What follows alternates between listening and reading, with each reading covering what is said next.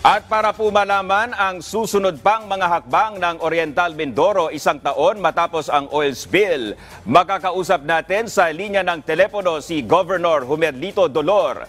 Magandang gabi po, Governor Dolor. Magandang gabi po. Magandang gabi din po sa ating mga kababayan.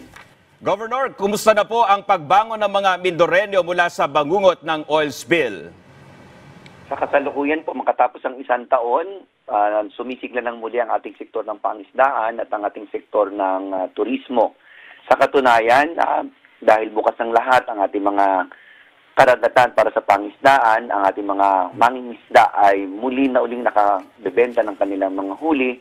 And at the same time, nakakaroon na rin tayo ng kasiguraduhan sa supply ng isda sa loob ng lalawigan, samantalang ang sektor naman ng turismo ay mas malakas kumpara naman sa pre-pandemic period.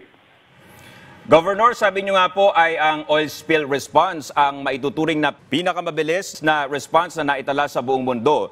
Paano po ito naging posible, lalo na po sa naging direksyon at mandato sa inyo ni Pangulong Ferdinand R. Marcos Jr.?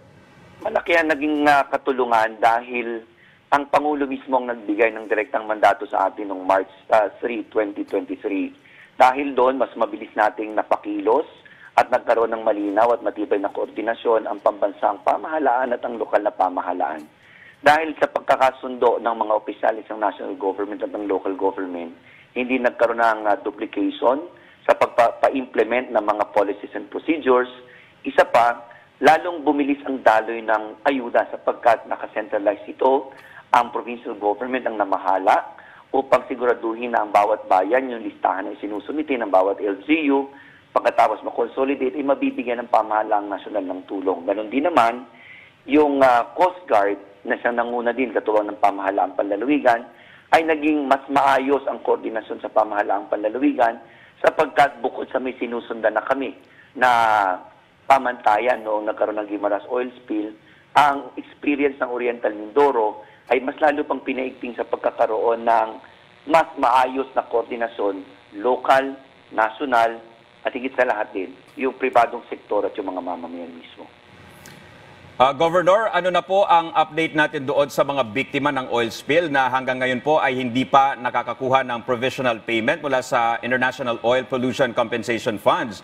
Kailan po magkakaroon ng full payment yung mga biktima ng oil spill at paano po yung mga hanggang ngayon ay hindi pa nakakapag-file ng claim sa IOPCF, Governor? Sa kasalukuyan, meron ng mahigit 8,700 na mga eligible claimants na nakatanggap ng provisional payment. Ngayon, hindi na nagkaroon ng dagdag na provisional payment para sa natitira pa mga biktima. Sa halip, nagkaroon ng kasunduan ng pamahalaang panlalawigan at ang International Oil Pollution Compensation Funds na ang gawin na dito ay full payment. Inassure naman nila ako kahapon during the commemoration anniversary na ngayong April 15 or mid-April, magsisimula na ang full compensation. Actually, dapat last week of March.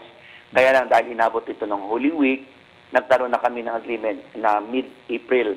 Yun bang mga hindi nakapag-claim dati ay makaka-claim pa? Yes, nilinaw din natin sa kanila na yung mga hindi pa nakaroon ng assessment o hindi pa nakapag-file ng claim, ay maaari pa rin mag-file ng claim sa loob ng 2 taon pa mula ngayon. At pinalalatahalan natin yung mga listahan ng mga telepono at yung tanggapan nila na bukas pa rin hanggang ngayon dito sa Oriental Mindoro para sa mga eligible claimants na hindi pa rin nakakapag-file mula sa IOPC.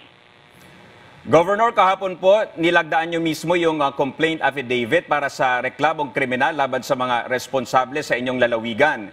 Sino-sino po ang mga ito, kailan at saan po ito nakatakdang i-file, Governor? Dominic, kahapon nilagdaan ko na ito, makalipas ang isang taon tulad ng pangako ko noon ng pasagsama ng oil spill, natatapusin ko lang na siguraduhin na yung mga mamamayan ay maayos na ang kalagayan, walang may sakit, walang namatay, buo ang kanilang pamilya dahil muli na sila nakakabangon sa ekonomiya, sa kanilang livelihood. Ngayon naman ay panahon para kunin natin at patamo natin ang hustisya. Una, ito ay nakatuon ng criminal complaint na ito laban doon sa mga may-ari o responsable sa pagmamay-ari ng naturang barko na lumubog. At ang ikalawa, yung conspiracy na doon sa mga tao. Kung bakit ito nabigyan ng permiso sa kabila ng mga samot-saring problema nitong barkong ito. Yung misrepresentation na ito ay bago at ang iba pang isong legal. Bakit pinili natin na kriminal? Sapagkat yung aspeto ng sibil, kasalukuyan namang nakikipag-ayos ang International Oil Compensation Fund para sa pagbabayad ng mga danyos, ngunit kinakailangan may managot. Ito ay nakatakda naming isampa sa Ombudsman sa susunod na mga araw, kung saan ating sinisikap na ang kasong ito pagdating sa Ombudsman at eventually pagdating sa korte ay makakalusot sa tibay ng mga ebidensya at sisiguraduhin matatamo ng mga kababayan namin ang hustisya. Governor, panghuling katanungan na lang po, ano po yung naging leksyon o natutunan po nating realization dito po sa nangyaring oil spill tragedy dito po sa inyong lalawigan, Governor? Dahil ito'y una sa kasaysayan namin, naging mahirap sa simula. Pero sa dulo, yung experience namin ng COVID-19 bilang isang lalawigan at ako bilang gobernador, yung administration natin, yung mga strategies na ginawa natin, mga innovations, nagamit namin ito ng malaki ngayong pagharap namin sa oil spill. Kalawa, nakita din natin na yung paghahanda, kahit gaano kagaling ng paghahanda mo, dadating yung punto na may mga bagay na bigla na lamang susulpot na hindi mo karakaraka mabibigyan ng solusyon.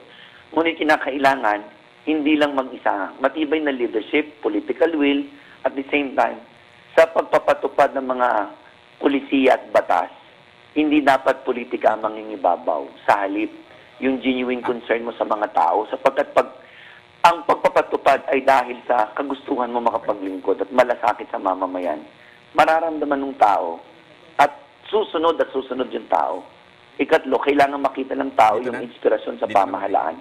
Dahil doon, susunod ang tao nang may kagustuhan niya, hindi sumusunod ang tao dahil napipilitan siya o natatakot siya.